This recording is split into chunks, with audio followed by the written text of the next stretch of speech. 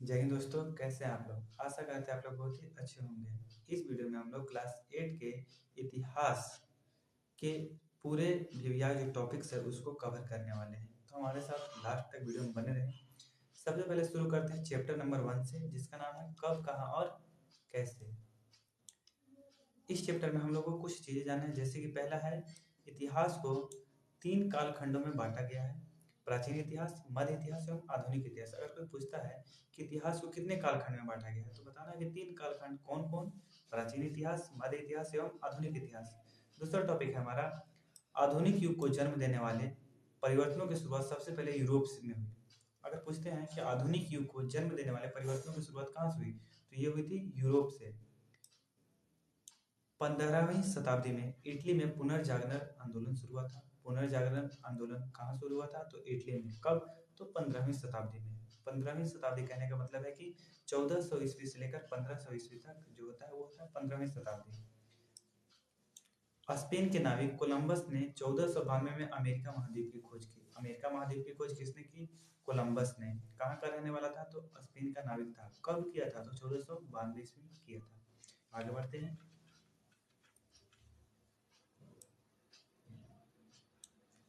पुर्तगाल के नाविक Vasco D gamma ने 1498 में यूरोप से भारत तक के समुद्री मार्ग की खोज की। जो यूरोप के पुर्तगाल के जो नाविक है वास्को डी गामा, उन्होंने 1498 में यूरोप से भारत तक के समुद्री मार्ग की खोज की। 15वीं शताब्दी के अंत तक यूरोप में पूंजीवादी व्यवस्था का जन्म हुआ। कब तक, तो 15वीं शताब्दी के अंत तक इस व्यवस्था ने पूंजीपतियों और श्रमिकों के दो नए वर्ग को जन्म दिया। अगला टॉपिक है मशीनरी की प्रक्रिया इंग्लैंड में 18वीं सदी के उत्तरार्ध में शुरू हुई। ये जो मशीनीकरण की प्रक्रिया कहाँ से शुरू हुई थी, तो इंग्लैंड से शुरू हुई थी। कब, तो 18वीं सदी के उत्तरार्ध से। उत्तरार्ध मतलब कहने का मतलब क्या है, तो 1750 ईस्वी का जो बाद का समय होता है उसको बोलते हैं उत्तरार्ध।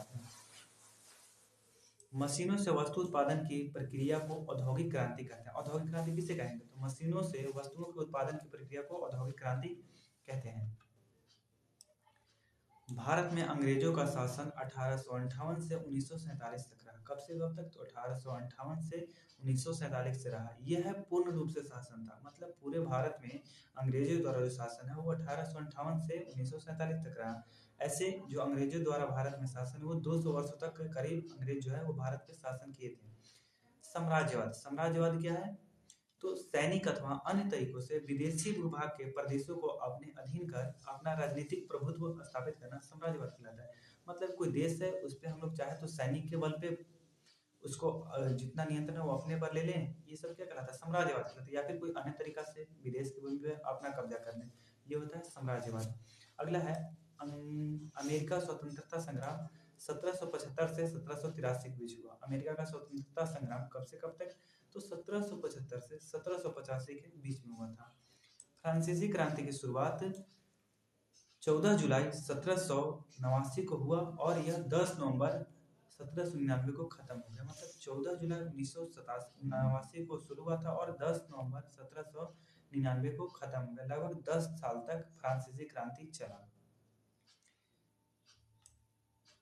इंग्लैंड के व्यापारी भारत में व्यापार करते करते धीरे धीरे यहाँ के शासक बन बैठे और 200 वर्षों तक शासन के जो इंग्लैंड के व्यापारी आते हैं भारत में व्यापार करने के लिए, धीरे धीरे वो क्या किए, यहाँ शासक बन बैठे। क्योंकि जो भारत के लोग थे वो बहुत ही दयालु थे, या फिर कहें कि एक तरह से बहुत ही मासूम थे। इस कारण से जो अंग्रेज थे 200 वर्षों तक यहाँ पर शासन किया। आगे बढ़ते हैं। 1817 में स्कॉटलैंड के एक इतिहासकार है जेम्स मिल, जिनका नाम है, ने ब्रिटिश भारत का इंडिया मतलब हिस्ट्री ऑफ ब्रिटिश इंडिया नामक एक किताब लिखी। तो अगर पूछा जाता है ब्रिटिश भारत का इतिहास किसने लिखा था, तो जेम्स मिल ने लिखा था। कब, तो 1817 ईस्वी में। कहाँ के रहने वाले थे जेम्स मिल, तो स्कॉटलैंड के रहने वाले थे।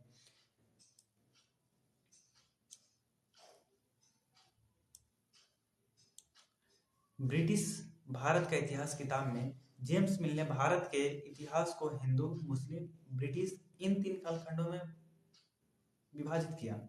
यह विभाजन इस विचार पर था कि शासन का धर्म ही एकमात्र ऐतिहासिक परिवर्तन होता था। मतलब उन्होंने अपने किताब में लिखा कि जो ऐतिहासिक परिवर्तन का है वो क्या है, शासक का जो धर्म है वही क्या होता है, ऐतिहासिक परिवर्तन का एकमात्र कारण है। ऐतिहासिक स्रोत, ऐतिहासिक स्रोत क्या हो जाता है? इतिहासकार इतिहास को जानने के लिए जिन स्रोतों या साधनों का प्रयोग करते हैं उसे ऐतिहासिक स्रोत कहते हैं। मतलब कि कोई भी इतिहासकार है, उसको इतिहास को जानना है तो क्या करेगा? तो कुछ साधनों का उपयोग करेगा, कुछ स्रोतों का उपयोग करेगा। तो उन्हीं साधनों और स्रोतों को क्या बोलते हैं हम लोग? ऐतिहासिक स्रोत कहते हैं। सरकार के दस्तावेज को अभिलेखागार में क्या किया जाता है? सुरक्षित रखा जाता है। सरकार के दस्तावेज को कहाँ रखेंगे? तो अभिलेखागार में रखा जाता है। राष्ट्रीय अभिलेखागार और नेहरू स्मारक पुस्तकालय कहाँ है? दिल्ली में है। राष्ट्रीय अभिलेखागार और नेहरू पुस्तकालय ये दोनों कहाँ हैं? तो दिल्ली में है। सच्चिदानंद सिंह पुस्तकालय और बिहार राज्य अभिलेखागार कहाँ है? तो पटना में है। 19वीं सदी के आखिर से हर 10 साल में जनगणना की जाने लगी। जो 19वीं सदी है, 19वीं सदी के आखिर मतलब कि 1890 के बाद की बात हो रही है कि उसके बाद क्या हो रहा है कि हर 10 साल में जनगणना की जाने लगी। जनगणना से क्या होता था? जनगणना जो होता था, जनगणना के द्वारा भारत के सभी प्रांतों में रहने वाले लोगों की संख्या, उनका धर्म, जातीय व्यवस्था, शैक्षणिक स्तर आदि के बारे में जानकारी इकट्ठा हो जाता था। जनगणना क्या होता था? उससे क्या होता था?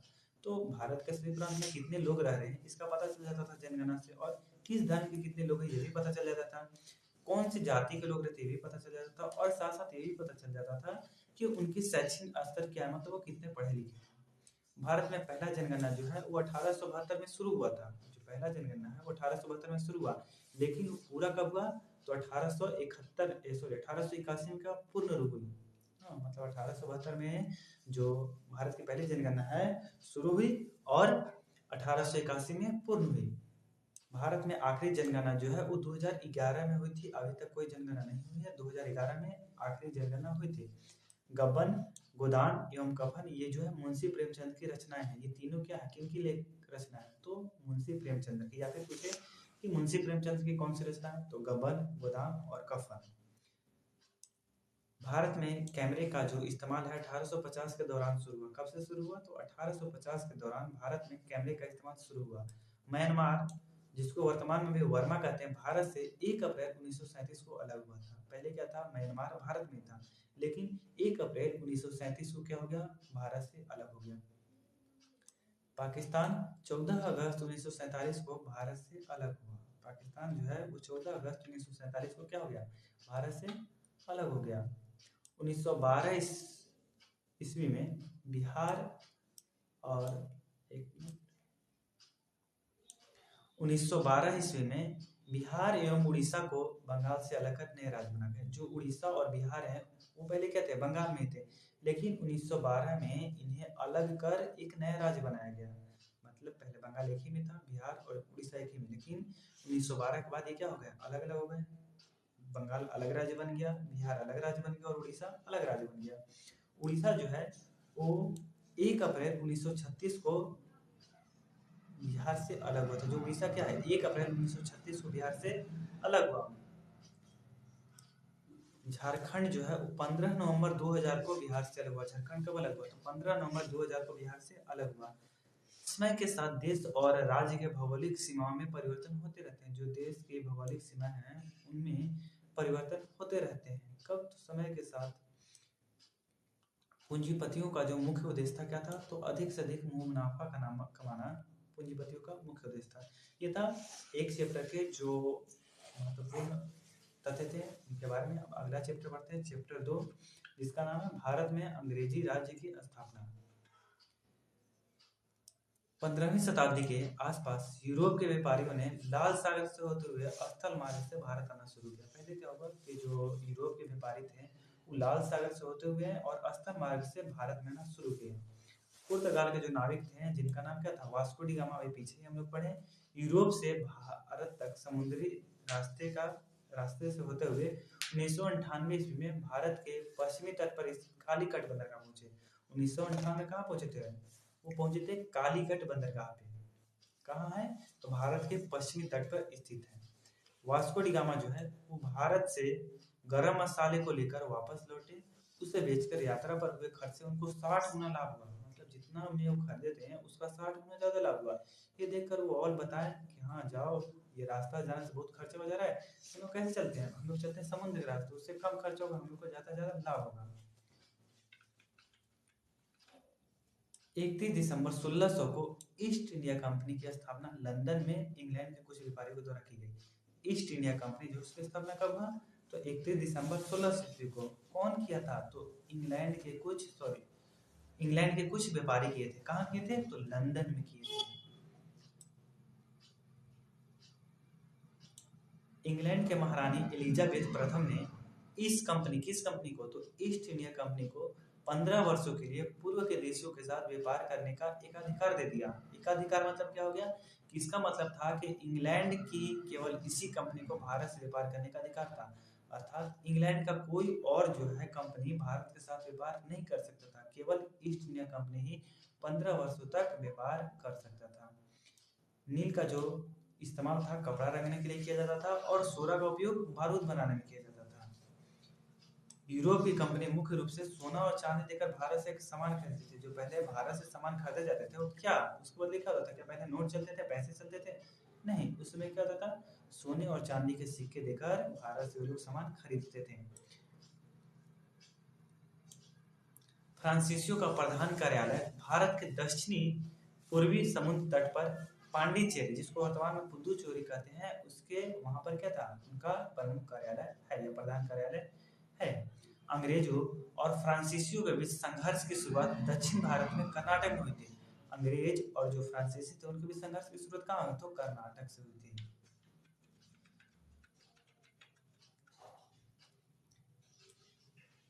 1750 के आसपास कर्नाटक में उत्तराधिकार संघर्ष शुरू हुआ। उत्तराधिकार संघर्ष कब शुरू हुआ? तो 1750 के आसपास, जिसमें फ्रांसीसी एवं अंग्रेजी कंपनी आमने सामने आए। मतलब इसी समय क्या 1750 के आसपास ही फ्रांसीसी और अंग्रेजी कंपनी जो है वो आमने सामने आ गए। बंगाल मुगल साम्राज्य का एक धनी और बड़ा प्रांत था। मुगल साम्राज्य का बड़ा और धनी प्रांत कौन था? तो बंगाल। मुर्शिद कुली खान के बाद अलीवर्दी खान 1740 ईस्वी में बंगाल के नवाब बने। पहले क्या थे? मुर्शिद कुली खान जो थे बंगाल के नवाब थे। उनके बाद क्या हुआ? तो 1740 में अलीवर्दी खान बंगाल के नवाब बनाए गए। अलीवर्दी खान के बाद उनके नाती शिवराजउदौला को बंगाल का नवाब बनाया गया। जो अलीवर्दी खान थे उनके बाद उनके नाती, मतलब हो गया जो उनकी बेटी के जो बेटे हुए वो हुए उनके नाती, उनको नाम क्या था? सिराजुद्दौला को नवाब बनाया गया।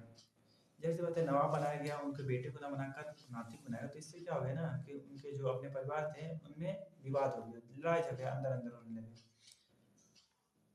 बंगाल में पहली अंग्रेजी फैक्ट्री 1651 में हुगली नदी के किनारे शुरू हुई। ईस्ट इंडिया कंपनी ने मुगल सम्राट फर्रुखसियर से 1717 ईस्वी में एक शाही फरमान प्राप्त किया।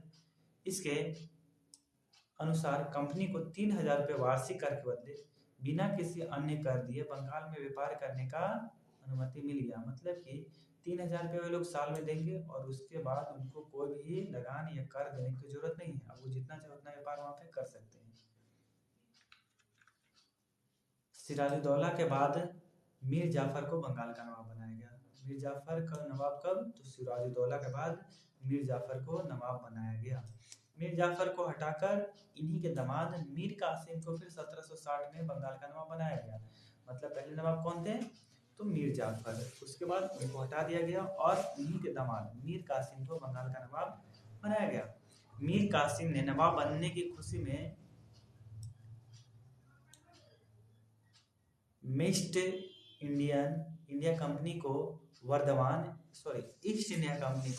वर्धमान, मिदनापुर तथा चटगांव जिले की जमींदारी सौंप दी। मतलब इतना खुश हो गया मीर कासिम कि जो ईस्ट इंडिया कंपनी था उसको दे दिया 3 गांव की जमींदारी सौंप दी। जाओ तुम अब जो है वहां पे जमींदारी करो, कर्ज वसूलना, लगान वसूलना तुम वसूलो। 26 मार्च 1762 को मीर कासिम ने अंग्रेज कर्मचारी के व्यवहार की शिकायत की थी। जो मीर कासिम है वो क्या किया? तो अंग्रेज कर्मचारी की शिकायत जो है वो किया। कब? तो 26 मार्च 1772 को।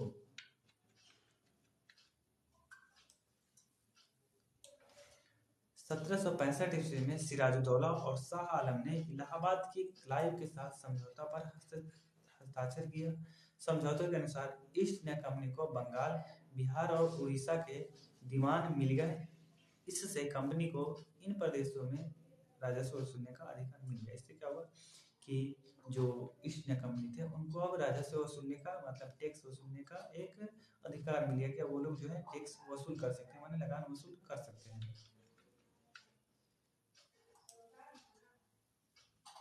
सहायक संधि को स्वीकार करने वाला पहला शासक जो था वो हैदराबाद का निजाम और दूसरा शासक अवध का नवाब था। सहायक संधि जो उसको स्वीकार करने वाला पहला शासक हैदराबाद का निजाम और दूसरा शासक जो था वो था अवध का नवाब। टीपू सुल्तान के पिता का नाम हैदर अली था। टीपू सुल्तान मैसूर का शासक था। टीपू सुल्तान कहाँ का शासक था? मैसूर का। पिता का नाम हैदर अली। 1785 में टीपू सुल्तान ने अपने राज्य में पड़ने वाले बंदरगाहों से चंदन की लकड़ी, काली मिर्च, इलायची के निर्यात पर रोक लगा दी। कि उन लोग क्या कर दिया? रोक लगा दिया कि अब जो हमारा राज्य में पड़ने वाला बंदरगाह वहां से चंदन की लकड़ी, काली मिर्च और इलायची का निर्यात नहीं होगा, मतलब यहाँ से नहीं जाएगा। टीपू सुल्तान की मृत्यु ईस्ट इंडिया कंपनी के साथ आखिरी लड़ाई लड़ते समय 1799 में श्रीरंगपट्टनम में। जो टीपू सुल्तान है वो जब लड़ाई कर रहा था ईस्ट इंडिया कंपनी के साथ, तो उसी समय श्रीरंगपट्टनम में 1799 में उसकी मृत्यु हो गई। टीपू सुल्तान को शेरे मैसूर के नाम से भी जाना जाता है। अगर पूछा जाए कि शेरे मैसूर के नाम से किसे जाना जाता है, तो टीपू सुल्तान को शेरे मैसूर के नाम से जाना जाता है। टीपू सुल्तान के बारे में टीपू सुल्तान के बाद मैसूर की शासन विडियार राजवंश के हाथ में सौंप दिया गया। टीपू सुल्तान के बाद मैसूर के शासन किसके हाथ में चले गए? तो विडियार राजवंश के हाथ में चली गई। 1761 में पानीपत का तीसरा लड़ाई लड़ी गया था। तीसरा लड़ाई कब हुआ था पानीपत का? तो 1761 में। महाराज रंजीत सिंह पंजाब के शासक थे। पंजाब के शासक कौन थे पहले? तो महाराज रंजीत सिंह। महाराज रंजीत सिंह कहाँ के शासक? तो वो थे पंजाब के शासक। 1849 में ईस्ट इंडिया कंपनी ने पंजाब को अपने नियंत्रण में ले लिया। ईस्ट इंडिया जो कंपनी था धीरे धीरे सब राज्यों को अपने नियंत्रण में ले रहा था। इसी दौरान क्या हुआ? 1849 में उसने अब पंजाब को भी अपने नियंत्रण में ले लिया। विलय नीति। विलय नीति के अंतर्गत अगर किसी शासक की मृत्यु हो जाती थी और उसका कोई अपना पुत्र नहीं होता, तो उसके राज्य को ईस्ट इंडिया कंपनी अपने नियंत्रण में ले लेती थी। मतलब विलय नीति क्या था? तो एक ऐसा नीति था, अगर कोई राजा है उसकी मृत्यु हो गई और उसका कोई अपना बेटा नहीं है, तो उसका जो राज्य था उस पर ईस्ट इंडिया कंपनी अपना नियंत्रण ले लेता था। मतलब वहां का शासन जो है अब ईस्ट इंडिया कंपनी अपने हाथ में ले लेता था। ईस्ट इंडिया कंपनी 1856 ईस्वी तक लगभग संपूर्ण भारत पर अपना नियंत्रण कर चुका था। जो ईस्ट इंडिया कंपनी था 1856 ईस्वी तक पूरा भारत पे अपना नियंत्रण कर चुका था। औरंगजेब की मृत्यु 1707 ईस्वी में कब हुआ? औरंगजेब की मृत्यु तो 1707 ईस्वी में। भारत और यूरोप के बीच स्थल मार्ग से होने वाले व्यापार में अरब सौदागरों की महत्वपूर्ण भूमिका थी। जो भारत और यूरोप के बीच स्थल मार्ग से होने वाला व्यापार था उसमें अरब सौदागरों की महत्वपूर्ण भूमिका थी। ईस्ट इंडिया कंपनी ने विलय नीति का अनुसरण मैंने लागू किया था। विलय नीति कौन लागू करेगा? जिसको उससे फायदा था। किसको फायदा था? ईस्ट इंडिया कंपनी को। तो वही क्या था? इस नीति को लागू किया था या फिर अनुसरण किया था। ये जो चैप्टर नंबर 3 है, चैप्टर 4, 5, 6, इसको हम लोग नेक्स्ट वीडियो में कवर करने वाले हैं। तब तक के लिए जय हिंद, जय भारत।